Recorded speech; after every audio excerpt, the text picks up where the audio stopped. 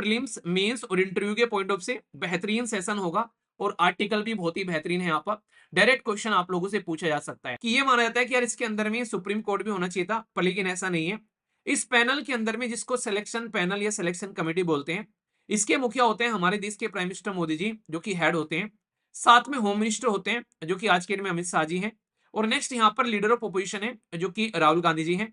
Appointment है वो under scrutiny है। यहाँ पर सुप्रीम कोर्ट जो है वो यहाँ पर इस मैटर को सुनने वाले हैं, क्योंकि सीधा सीधा यही रहता है कि यार अगर आप लोग आज की डेट में लेकर चल रहे हो अपॉइंटमेंट को यहाँ पर, तो ये इंडिपेंडेंट बन ही नहीं पाएगी, सरकार अपॉइंट कर रही है। ये 21 से जो 18 किया गया, ये एक संविधान में संशोधन करके किया गया। वो संविधान में संशोधन कौन सा था, ये आप लोग को बताना है। सफ्रेज, ये वर्ड आप लोग को याद रखना है यहाँ पर। इसका मतलब क्या है, इसमें यहाँ पर ये नहीं लिख रखा इन्होंने कि भाई अगर आप लोग लड़का हो तो आप लोग को ये अधिकार मिलेगा, अगर आप लोग लड़की हो तो आप लोग को ये अधिकार मिलेगा। प्रीलिम्स, मेंस और इंटरव्यू के पॉइंट ऑफ से बेहतरीन सेशन होगा और आर्टिकल भी बहुत ही बेहतरीन है। यहाँ पर डायरेक्ट क्वेश्चन आप लोगों से पूछा जा सकता है। सबसे पहले हमारे देश के अंदर में अगर आज की डेट में डेमोक्रेसी को मेंटेन करना है, डेमोक्रेसी क्या होती है, डेमो माने जनता और क्रेसी माने रूल, यानी कि जनता का रूल। अगर जनता का रूल आप लोग को समाज के अंदर में अगर रखना है, तो हमारे संविधान निर्माताओं को लगा कि यार कोई ऐसी बॉडी होनी चाहिए जो यहाँ पर इसको मेंटेन करके चले। तो इसलिए उन्होंने यहाँ पर इलेक्शन कमीशन ऑफ इंडिया की पोस्ट बना दी। तो इलेक्शन कमीशन ऑफ इंडिया हमारे देश के अंदर में ये इलेक्शन कराता है और डेमोक्रेसी को मेंटेन रखता है, यानी कि जनता का चुना हुआ प्रतिनिधित्व ही यहाँ पर आज की डेट में आगे चलकर रूल और रेगुलेशन बनाएगा। तो एक तरीके से जनता का ही रूल रहेगा, क्योंकि वो इंसान जनता का रिप्रेजेंटेटिव रहेगा। तो वो जनता का रिप्रेजेंटेटिव भाई कैसे पहुंचेगा पार्लियामेंट तक, वो जनता का रिप्रेजेंटेटिव कैसे पहुंचेगा स्टेट के लेजिस्लेचर तक, ये कहीं ना कहीं एक प्रोसीजर जो होता है वो बनाया गया हमारे देश के अंदर में इलेक्शन कमीशन ऑफ इंडिया की अध्यक्षता में। तो यहाँ पर इसीलिए हमारे देश के अंदर में अगर कोई पूछे कि डेमोक्रेसी को मेंटेन रखने का एक तरीके से काम कौन करता है, तो ये election commission of India free and fair election conduct कराकर, यानी कि इलेक्शन में धांधलेबाजी को रोककर ये काम इसके द्वारा किए जाते हैं। तो ये चीज आप लोग यहाँ पर ध्यान रख के चलिएगा। तो ये बहुत ही बेसिक सी चीज है जो कि आप लोगों को समझनी है। साथ ही साथ में जो इंपॉर्टेंट पॉइंट आप लोगों के लिए यहाँ पर है वो ये है कि आज की डेट में हमारे देश में इलेक्शन कमीशन ऑफ इंडिया का अपॉइंटमेंट कैसे होता है, इलेक्शन कमीशन ऑफ इंडिया में किस तरीके से कार्यक्रम चलता है, आप लोगों के सामने ये भी डिस्कस करूंगा। कौन कौन से आर्टिकल है इलेक्शन कमीशन ऑफ इंडिया से रिलेटेड, ये भी आप लोगों से बात करूंगा।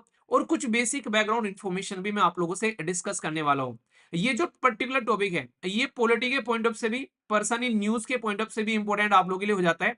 और कॉन्स्टिट्यूशनल बॉडीज जो हमारे संविधान की जो बाकायदा आप लोग का टॉपिक है आप लोग के सिलेबस के अंदर में, तो उसके साथ भी आप लोग यहाँ पर इसको कनेक्ट करके देख पाएंगे। ठीक है, तो आप लोग ये बताइए इलेक्शन कमीशन ऑफ इंडिया कौन से पार्ट में यहाँ पर रखा गया है, एटलीस्ट इतना आप लोग बता दीजिए। ठीक है, बाकी यहाँ पर आगे करते हैं, एक एक पॉइंट देखते हैं। यहाँ पर नाम है यहाँ पर गणेश कुमार, ये चीफ इलेक्शन कमीशन की पोस्ट पर अपॉइंट किए जा रहे हैं यहाँ पर फिलहाल के टाइम पर। सबसे पहले यहाँ पर अपॉइंटमेंट कैसे होता है आप लोग को ये पता होना चाहिए। तो जो चीफ इलेक्शन कमीशन है उसको अपॉइंटमेंट करने के लिए हमारे देश के अंदर में 3 मेंबर की बॉडी होती है, जिसको आप लोग सिलेक्शन पैनल के नाम से जानते हैं।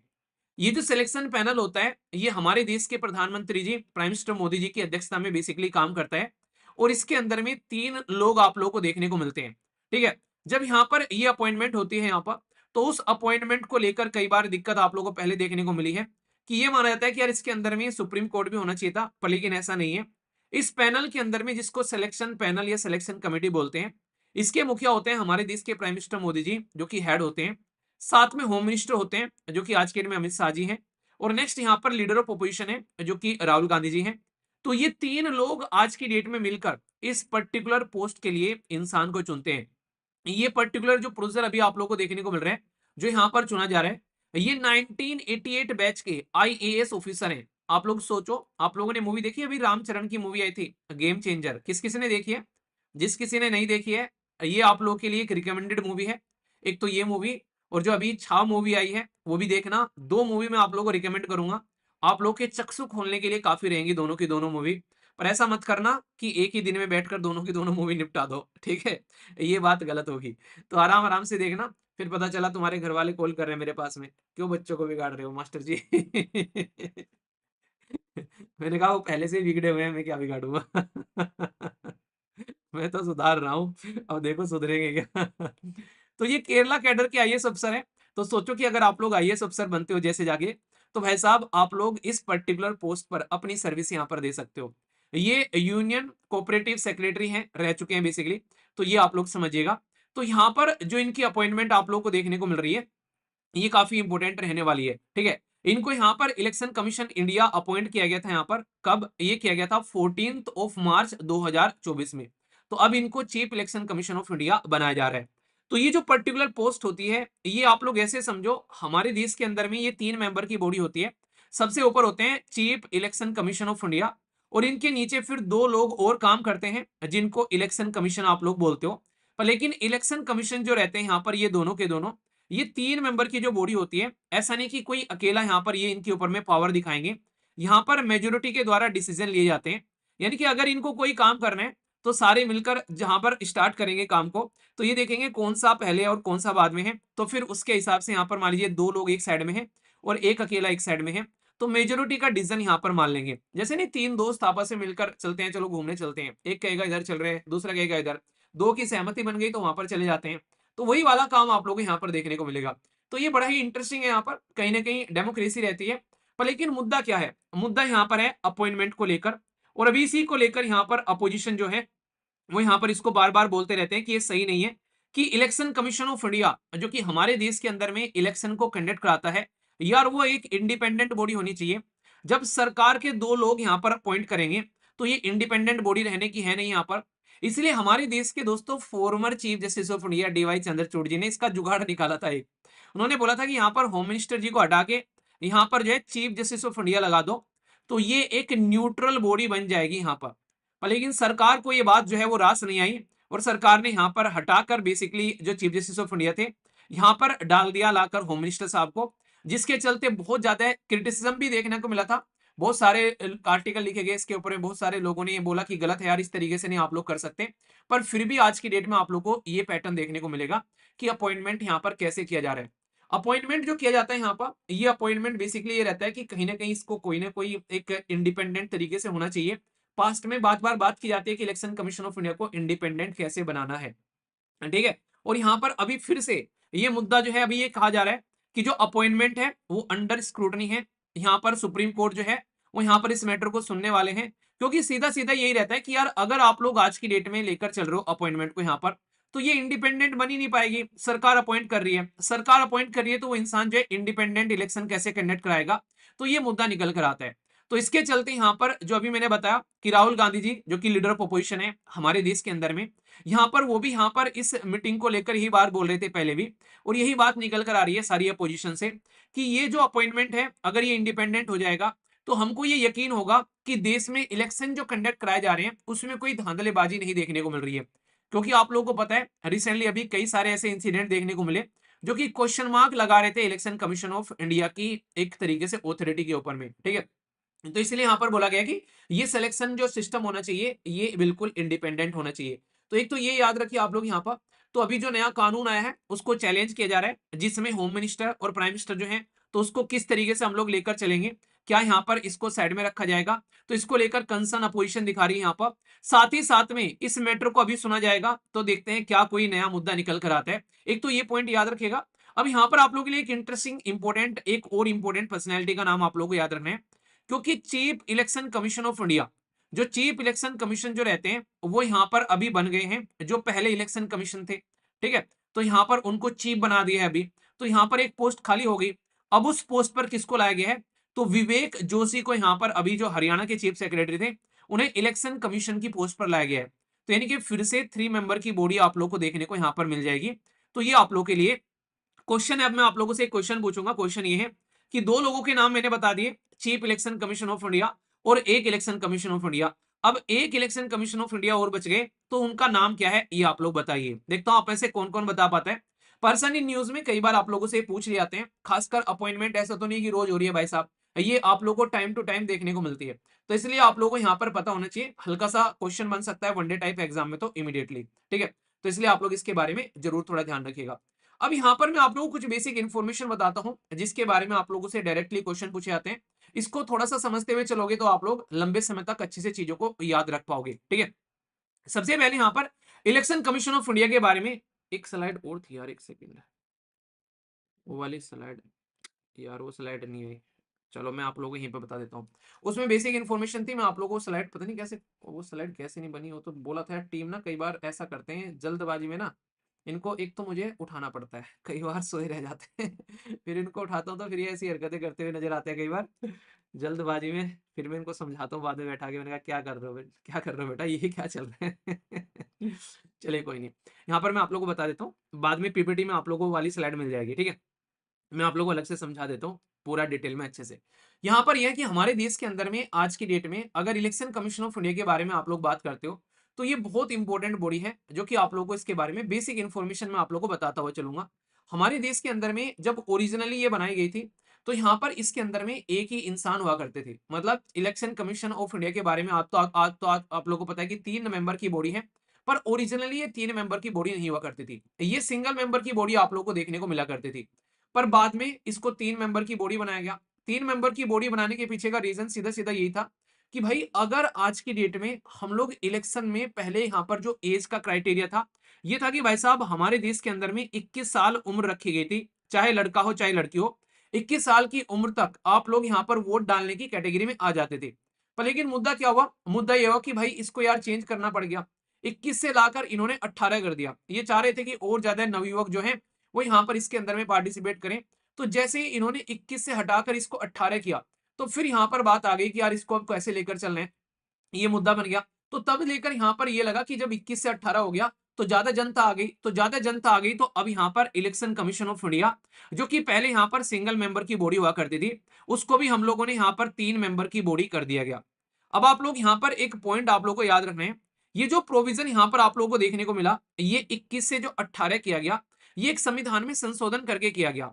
वो संविधान में संशोधन कौन सा था ये आप लोग को बताना है, कौन सा कॉन्स्टिट्यूशन में अमेंडमेंट किया गया था, जिसके तहत यहाँ पर हमारी जो सरकार के द्वारा एज जो है वो यहाँ पर 18 कर दी गई, जो कि पहले 21 हुआ करती थी यहाँ पर। तो यहाँ पर वो जो संविधान में संशोधन किया गया था, वो किया गया था 61वां संविधान में संशोधन, याद रखिएगा, ये 61वां कॉन्स्टिट्यूशन अमेंडमेंट किया गया हमारे देश के अंदर में। और इसकी वजह से आज की डेट में हमारे देश के अंदर में जो एज है वो आप लोगों के सामने यहाँ पर ये निकल कर आती है। तो इसको आप लोगों से कई बार क्वेश्चन भी पूछ लिया जाता है कि कौन सा संविधान में संशोधन था ये, तो 61वां संविधान में संशोधन था, जिसके बेसिस पर इलेक्शन कमीशन ऑफ इंडिया की जो पोस्ट है उसके अंदर में आप लोगों को यहाँ पर चेंजेस भी देखने को मिलते हैं। और फिर यहाँ पर हमारे देश के अंदर में ये जो पर्टिकुलर बॉडी है, ये 3 मेंबर की बॉडी आप लोगों को यहाँ पर बनती नजर आती है, ठीक है। तो ये 21 से जो यहाँ पर लेकर आया गया, ये लेकर आया गया यहाँ पर, ये आप लोग यहाँ पर याद रखिएगा इसको लेकर। अच्छा कई सारे बच्चे, कोई 99 लिख रहा है, कोई 98 लिख रहा है, सही लिखो ये क्या है, इसको सर सर सही बताओ यहाँ पर क्या है, ये 19, ये कई लिख रहे हैं यहाँ पर, ये है 1988 या फिर 1989। तो ये भी आप लोगों को कई बार कंफ्यूजन में आ जाता है, उन्होंने दोनों ही अगर आप लोगों को दे दिए भाई साहब आप लोगों को कि हाँ इसको देखो, आप लोगों को दोनों ही दे दिए उन्होंने एक तरीके से, तो क्या आप लोग देखोगे यहाँ पर कि 1988 भी लिख दिया उन्होंने, 1989 भी लिख दिया। तो ऐसे ही आप लोगों को मैंने जब पंचायती राज सिस्टम पढ़ाया था, मैंने वहां भी आप लोगों को समझाया था, वहां पे भी आप लोगों को ये चीजें याद रख के चलनी है। दिक्कत क्या हो जाती है जब आप लोग इस तरीके से चीजों को समझते हो, जैसे पंचायती राज सिस्टम वो लेके आया गया था 1992 में, ठीक है, पर लेकिन जब उसको इंप्लीमेंट किया गया तो इंप्लीमेंट कब किया गया, तो वो आप लोगों को पता होना चाहिए, तो उसको एक तरीके से फिर अगले साल इंप्लीमेंट किया गया, जिसमें लेकर चीजें सामने निकल कर आई। तो यहां पर याद रखना कॉन्स्टिट्यूशन अमेंडमेंट है ये 1988 का है, ठीक है। पर लेकिन इसको जो अपॉइंटमेंट जो यहाँ पर ये ढंग से इंप्लीमेंट किया गया, ये किया गया फिर अगले साल, क्योंकि थोड़ा टाइम भी लगता है ना इसको ना, कि जिस दिन अमेंडमेंट किया उसी दिन इंप्लीमेंट हो जाएगा। भाई आगे चलकर चीजें देखते हैं, ढंग से लेकर चलते हैं कि अच्छा अब नहीं अगले साल चीजों को इंप्लीमेंट किया जाता है। तो यहाँ पर इसको इंप्लीमेंट किया गया था 1989 में, तो ये कंफ्यूजन मत रखना। तो 61वां संविधान में संशोधन करके ये हम लोगों ने लेकर आए थे 1988 में, और यहाँ पर ये इंप्लीमेंट किया गया 1989, ठीक है। तो ये आप लोग यहाँ पर याद रखिएगा, यानी कि 89 में इसको इंप्लीमेंट किया गया और 88 में इसको यहाँ पर लेकर आए थे, ये पॉइंट आप लोग यहाँ पर ध्यान रखिएगा, इंपॉर्टेंट है बहुत ज्यादा है। जब देश में वोटिंग एज जो है वो हम लोगों ने यहाँ पर चेंज कर दी थी, तो इसके चलते हमारे देश के अंदर में अगर बात करो 1989 से पहले सिंगल मेंबर की बॉडी हुआ करती थी, पर लेकिन क्योंकि अब यहाँ पर बहुत सारी पॉपुलेशन आ गई, पहले तो यहाँ पर 21 साल की उम्र में जाकर वोट डालने का मौका मिलता था, अब ये मौका आप लोग को 18 साल की उम्र में मिल गया, तो बहुत सारे लोग जो हैं वो वोटिंग एज के अंदर में आ गए। तो उस टाइम पर फिर इन्होंने क्या किया कि भाई एक इंसान के तो बस की रहेगा नहीं इन चीजों को मैनेज करना, अब इतने सारे लोगों के लिए वोटिंग के लिए इलेक्टोरल तैयार करना, तो मैनेजमेंट में और लोग भी होने चाहिए। तो फिर इन्होंने बोला कि इसको अब 3 मेंबर की बॉडी कर देते हैं हमारे देश के अंदर में। अब यहाँ पर इलेक्शन कमीशन ऑफ इंडिया ये 3 मेंबर की बॉडी देखने को मिलती है। हालांकि इसके बीच में भी घपला हुआ, इन्होंने फिर से इसको हटाकर 1 मेंबर की कर दिया था कि नहीं 1 ही मेंबर काफी है, और फिर से इसको 3 मेंबर की कर दिया गया। ठीक है, तो परमानेंट जो 3 मेंबर की बनी वो बनी थी फिर 1993 से। तो ये क्वेश्चन अगर कोई आप लोगों से पूछे कंफ्यूजन में डालकर कि भाई पहले सिंगल मेंबर की थी फिर परमानेंट मेंबर कर दी यहाँ पर, ऐसा नहीं हुआ। ठीक है, ये 1990 में आके इन्होंने इसको सिंगल मेंबर बना दिया था फिर से कि नहीं यार सिंगल मेंबर ही सही है यहाँ पर लेकिन फिर से इसको चेंज किया गया और फिर 1993 से परमानेंट सिंगल मेंबर बॉडी बन 3 मेंबर की बॉडी बन गई और आज तक ये परमानेंट 3 मेंबर की बॉडी आप लोगों को यहाँ पर देखने को मिलेगी। तो ये अगर कोई कंफ्यूजन आप लोगों को देकर पूछ ले इंटरव्यू के अंदर भी, क्योंकि यूपीएससी ऐसी स्टेटमेंट बड़ी देती है जहां पर उसको लगता है कि बच्चा जो है वो कंफ्यूजन में आएगा कि ये ऑलरेडी ही सिंगल मेंबर की बॉडी थी, ये बाद में 3 मेंबर की बॉडी बन गई, मतलब सिंगल मेंबर से डायरेक्ट 3 मेंबर पे ट्रांसफर हो गई और फिर कंटिन्यूअसली 3 मेंबर की बनी हुई आ रही है इस तरीके से। तो ऐसा नहीं है, पहले सिंगल मेंबर की थी, फिर 3 मेंबर की बनी, ठीक है? और फिर यहाँ पर इनको लगा कि नहीं यार इसको सिंगल मेंबर की कर देते हैं और फिर यहाँ पर इन्होंने सिंगल मेंबर कर दिया और फिर से 3 मेंबर की बॉडी बनाई इन्होंने यहाँ पर। ठीक है, तो ये खेला खेला जा रहा था यहाँ पर। यानी कि ओरिजिनली सिंगल मेंबर की थी, जो सिंगल मेंबर की थी वो थी 1989 से पहले पहले सिंगल मेंबर की थी, फिर यहाँ पर इसको 3 मेंबर की बना दिया और फिर ये 1990 तक 3 मेंबर की रही यहाँ पर। ठीक है, फिर यहाँ पर इसको लगा कि सिंगल मेंबर की बना देते हैं तो सिंगल मेंबर की कर दी और फिर से 3 मेंबर की बॉडी है अब आप लोगों के सामने 1993 से, याद रख लेना एटलीस्ट कि 3 मेंबर की बॉडी है यहाँ पर। तो ये खेला इनके द्वारा खेला गया। ठीक है, तो ये पॉइंट आप लोग यहाँ पर ध्यान रखिएगा। कॉन्स्टिट्यूशनल मुद्दे पर अगर मैं आप लोगों से यहाँ पर बात करके चलूँ तो एक तो ये इंपॉर्टेंट पॉइंट हो गया। दूसरा, हमारे संविधान के अंदर में जब आप लोग जाकर डुबकी लगाओगे तो ये बोला जा रहा है कि भाई एडल्ट सफरेज, ये वर्ड आप लोग को याद रखना है यहाँ पर। इसका मतलब क्या है, इसमें यहाँ पर ये नहीं लिख रखा इन्होंने कि भाई अगर आप लोग लड़का हो तो आप लोग को ये अधिकार मिलेगा, अगर आप लोग लड़की हो तो आप लोग को ये अधिकार मिलेगा। इसका मतलब ये कि हमारे संविधान के अंदर में आर्टिकल 326 ये बोलता है कि चाहे लड़का हो चाहे लड़की हो, अगर आप लोगों की एज जो है वो एडल्ट सफेज की कैटेगरी में आती है, यानी कि 18 साल या फिर उससे ऊपर हो गई है, तो आप लोग को वोटिंग का अधिकार मिल जाएगा। इसके अंदर में कोई भी छेड़खानी नहीं होगी, ये आप लोग बोल सकते हैं। ना तो ये देखेंगे आप लोग कौन से रिलीजन के हैं, ना ये देखेंगे कौन सी कास्ट के हैं, ना ये देखेंगे कौन से रीजन यानी कि कौन से स्टेट या फिर गांव से डिस्ट्रिक्ट से आप लोग आते हैं, आप लोग कौन सी पॉलिटिकल पार्टी को फॉलो करते हैं, आप लोग क्या किस पर्टिकुलर कम्युनिटी से आते हैं, कोई नहीं देखेगा आप लोगों से। बस एक क्राइटेरिया सीधा सीधा कि भाई आप लोग 18 साल से इस देश की मतलब एक मातृभूमि पर आप लोग रह रहे हैं, आप लोग पैदा हुए हैं भारत के अंदर में, तो आप लोग को ये वोटिंग अधिकार आप लोग को मिल जाएगा being a citizen of India. एक छोटी सी बात और ध्यान रख लेना यहाँ पर, जो रिसेंटली अभी क्वेश्चन भी पूछा गया कई जगह, ये भी आप लोग को बता देता हूँ कि हमारे देश के अंदर में जो फंडामेंटल राइट है वो कहां से कहां तक है। तो इसको लेकर कंफ्यूज हो जाते हैं कई सारे बच्चे। पार्ट थर्ड में फंडामेंटल राइट आप लोगों को देखने को मिल रहे हैं, आर्टिकल 12 से लेकर आर्टिकल 35 तक का। तो यहां पर आप लोगों को कहीं देखने को मिला, मैं कह रहा हूं आर्टिकल 26। आर्टिकल 26 क्या आर्टिकल 12 से आर्टिकल 35 के बीच में आता है? नहीं। तो फिर ये फंडामेंटल राइट कैसे हो गया?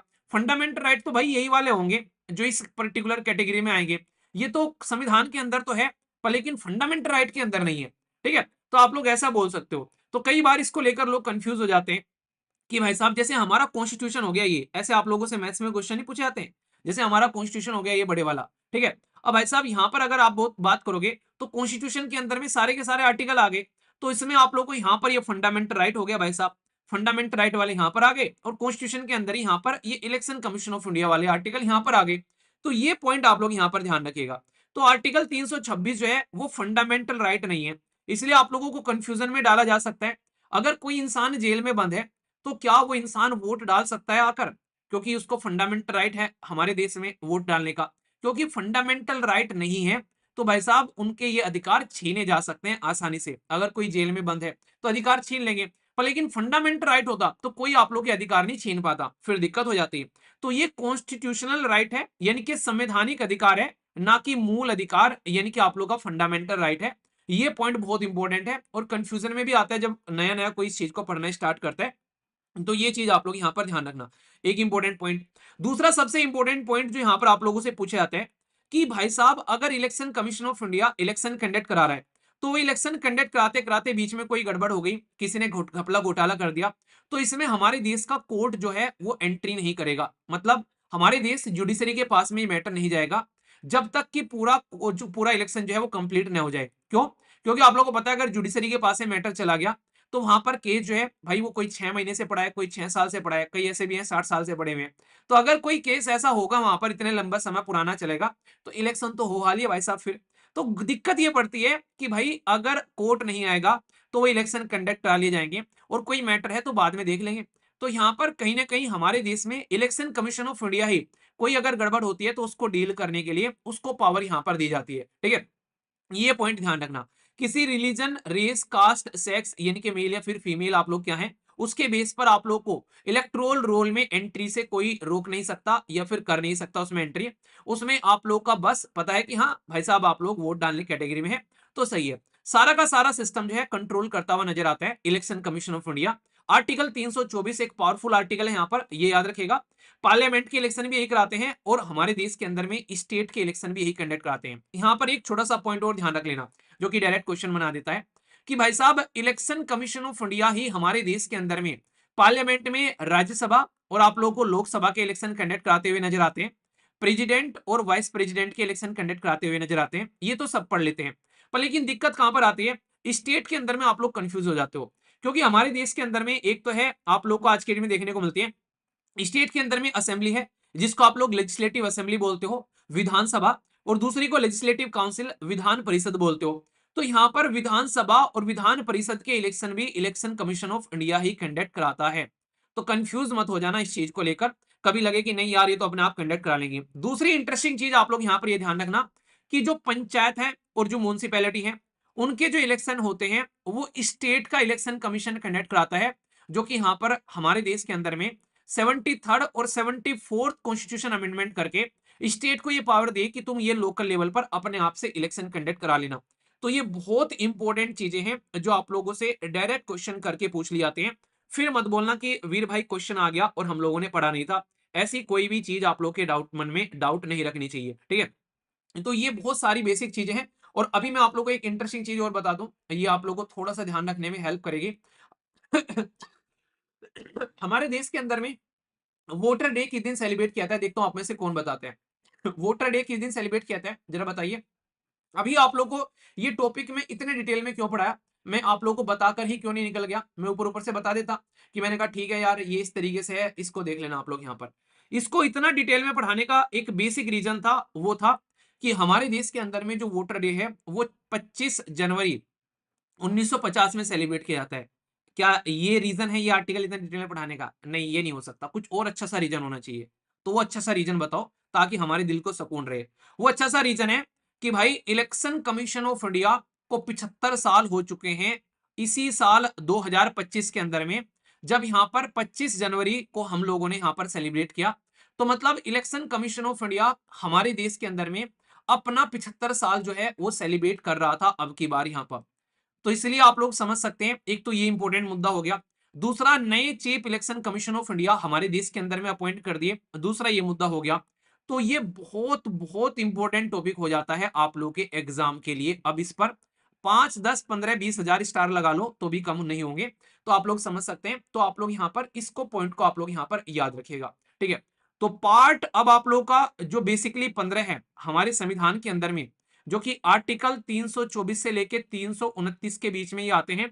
ये सारे के सारे आर्टिकल मैंने आप लोगों को बता दिए। तो बहुत इंपॉर्टेंट ये टॉपिक आप लोगों का यहाँ पर हो जाता है। अब इसके लिए कोई लापरवाही आप लोगों के मन में नहीं होनी चाहिए।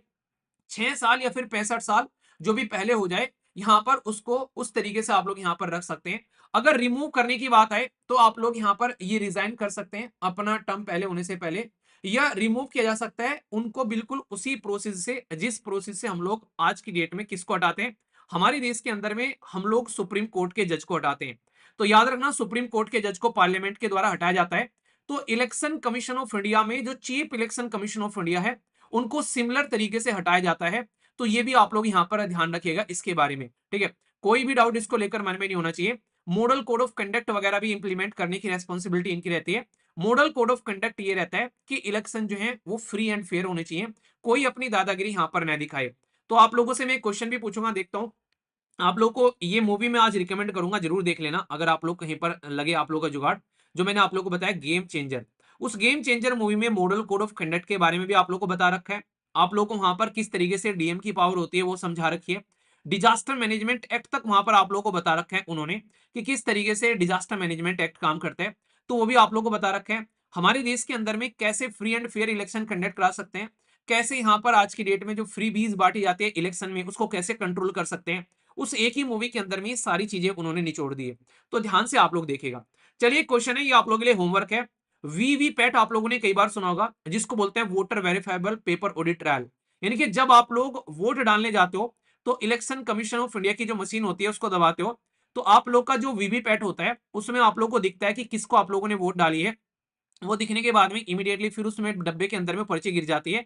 तो यहाँ पर वो पर्टिकुलर सिस्टम जो है हमारे देश के अंदर में ये फर्स्ट टाइम कहां पर यूज किया गया था, ये लिया गया था नागालैंड के अंदर में। तो नागालैंड तो मैंने आप लोग को बता दिया, पर किस साल में यूज किया गया था ये आप लोग को बताना है, 12, 13, 14 या फिर 15।